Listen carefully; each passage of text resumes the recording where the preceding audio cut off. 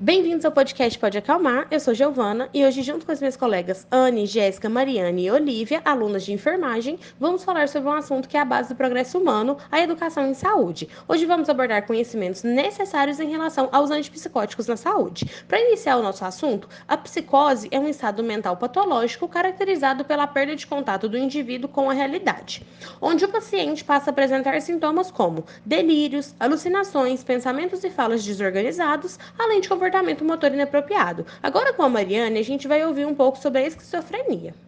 Então, Giovana, a esquizofrenia ela é um transtorno que apresenta como principal característica a psicose. Trouxemos hoje para discussão os principais tipos de esquizofrenias que são esquizofrenia paranoide, esquizofrenia hebefrênica, catatônica, residual e a indiferenciada.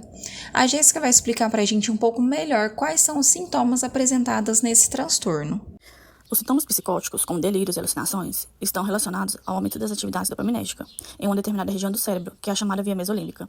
A redução da atividade dopaminérgica da via mesolímbica vai estar relacionada à ação terapêutica, ou seja, a redução dos sintomas do quadro psicóticos. Uma outra via dopaminérgica é a via mesocortical. Nessa via, a atividade dopaminérgica no quadro de esquizofrenia vai ser diminuída. Ela é responsável pelo surgimento de sintomas negativos, que é o retraimento social, dificuldade na interação com pessoas e dificuldade nas realizações das atividades do dia a dia. Como nessa via já está reduzida no momento do bloqueio dos receptores, e diminui ainda mais essa atividade, pode correr o risco de agravar os sintomas dessa doença. Falando agora sobre os fármacos, os antipsicóticos eles são fármacos antagonistas dopaminérgicos que bloqueiam ou reduzem a atividade da dopamina no cérebro. Esses antipsicóticos eles têm uma ação farmacológica que envolve principalmente o sistema nervoso central. E eles podem ser divididos em duas classes principais, os típicos e os atípicos. Os antipsicóticos típicos eles também são conhecidos como de primeira geração. E eles recebem esse nome pois foram os primeiros medicamentos desenvolvidos e utilizados nos quadros de transtorno, tendo como, por exemplo, a cloclomazina e o haloperidol. Esses antipsicóticos eles atuam bloqueando principalmente os receptores de dopamina no cérebro, especialmente os receptores de D2. E estudos mostram que a superatividade da dopamina ela está relacionada com sintomas psicóticos. E ao inibir D2, essa ação da dopamina ela é reduzida, aliviando assim os sintomas. Agora, falando sobre os antipsicóticos atípicos, eles também são conhecidos como de segunda geração, e eles recebem esse nome porque eles têm menos probabilidade de causar efeitos colaterais extrapiramidais do que os antipsicóticos típicos. E aqui a gente tem como, por exemplo, a risperidona, olozapina e aqui a tiapina. Esses antipsicóticos, eles agem bloqueando os receptores da dopamina, porém aqui a sua ação é mais complexa, afetando outros sistemas de neurotransmissores, como a serotonina. Esses antipsicóticos eles são indicados como eficazes no tratamento de sintomas negativos da esquizofrenia, como a depressão e a apatia, além dos sintomas positivos, como alucinações e delírios. Agora, Giovana, fala pra gente sobre os efeitos adversos desses fármacos.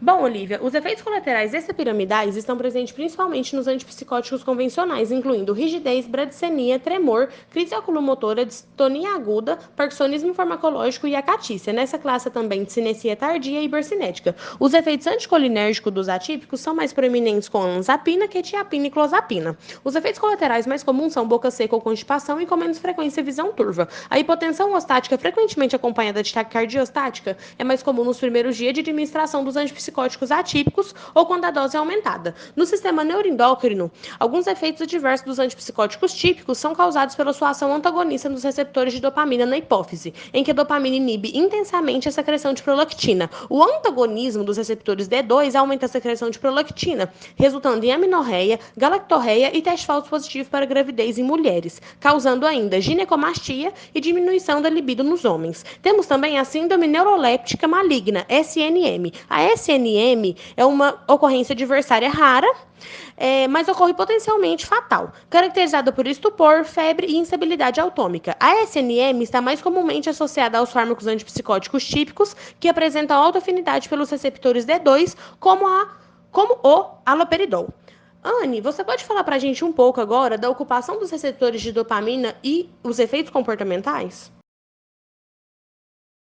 Então, Giovana, para que o fármaco produza um efeito, ele precisa ocupar cerca de 60% dos receptores dopaminérgicos. E quando ultrapassam um limite de mais de 80%, vão produzir efeitos extrapiramidais. Isso ocorre porque os fármacos antipsicóticos, eles não vão distinguir entre os receptores dopaminérgicos numa região cerebral ou de outras vias. Então, sistematicamente, eles bloqueiam todos os receptores e, por consequência, vão produzir esses efeitos como o efeito motor adverso, aumenta a produção de prolactina, reduzir o prazer e podem até piorar, então, os sintomas negativos da esquizofrenia.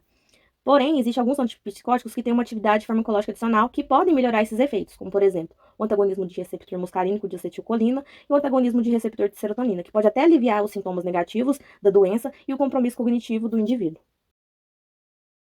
Em relação à farmacocinética, em geral, os antipsicóticos são absorvidos satisfatoriamente quando administrados por via oral, mas essa absorção ela pode ser prejudicada pelo uso concomitante de antiácidos, café e nicotina em excesso. Os antipsicóticos são lipofílicos, altamente ligados a proteínas e tecidos como uma classe com grandes volumes de distribuição. Podem acumular-se no cérebro, pulmões e outros tecidos ricamente irrigados, além de alcançar feto e leite materno, em caso de gestação e lactação. O pico plasmático é atingido entre 1 a 4 horas, sendo alcançado mais rapidamente com o uso de concentrados líquidos. E a maioria desses antipsicóticos é metabolizada principalmente por meio do sistema citocromo P450 do fígado, embora difiram quais e quantas enzimas estão envolvidas, o que lhes confere suscetibilidade um pouco diferente à insuficiência hepática e interações medicamentosas. Muitos antipsicóticos podem ser administrados por via intramuscular ou endovenosa, eliminando assim o efeito da primeira passagem, resultando em concentrações maiores, enquanto os injetáveis de curta ação são recomendados no tratamento de episódios de agitação psicomotora, os de longa ação são indicados nos casos de pacientes com histórico de baixa adesão ao tratamento. A eliminação ela acontece por meio da urina e das fezes, e em geral a meia-vida dos antipsicóticos é de cerca de 24 horas, o que possibilita o uso de dose única diária e a obtenção de estado em equilíbrio em 4 a 5 dias. Bom, e esse foi o nosso episódio de hoje do Pode Acalmar.